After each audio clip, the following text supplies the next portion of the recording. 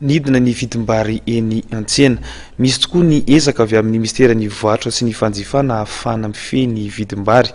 Araka ny fanazavan'ny ministra ny varotra dia isan'ny mpiakadina petraka ny fampitomboana ny fanafarana vary avy any ivelany mba amenoana ny tinady. Hatramin'ny voalohany ity taona ity ka hatramin'ny ity volana jolay ity dia manodidina ny 3 hetsy taona eo ny vary nafarana, izany hoe avoroeny amin'ny tamin'ny raha oharina tamin'ny taon-dasa. Ndio jerentsika indray ny fanadihadiana.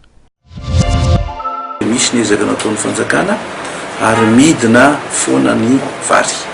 Raha tsy laza afa-tsy terinandro fotsiny dia efa midina manodidina ny any amin'ny 50 ariary any ny fidinan'ny vary tao anatin'ny terinandro dia fotsiny.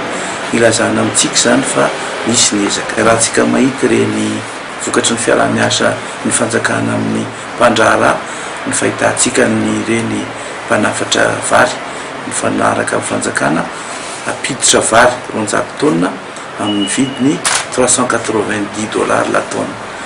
Riny nge raha hitan'ny mpandraharaha manana heritreritra fa hanafombary, hanampidirana fahasahiranana ny fanjakana nefa ny tena marina hanahiranana ny vahoaka, dia miaotra ihany ny hanao an'izany satria hotehirizina atao inona moa io vary io, nisy ny stock de sécurité efa miandretsy ary ny vidiny tsy ova mihitsy mandra-pahatonga ny any amin'ny premier trimestre 2018 any.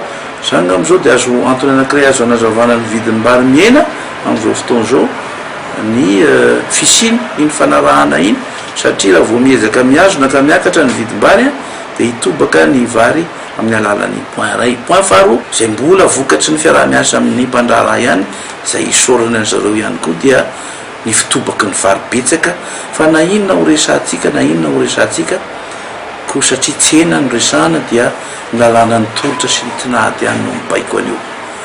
Raha tsy ampy ny tolotra nefa betsaka ny mangataka ny vary dia miakatra ny vidiny, fa raha mitobaka kosa ny vary eto atoerana na vokatry ny vokarina eto anatiny io na afarana dia mena ny vidiny. Izay tranga ray faharoa zay no miseho eto amintsika eto mba ny fampiaino ny ain'ny fanjakana ny mpandraharaha koa dia mitobaka ny vidin'ny vary ary dia mena noho izany ny vokany.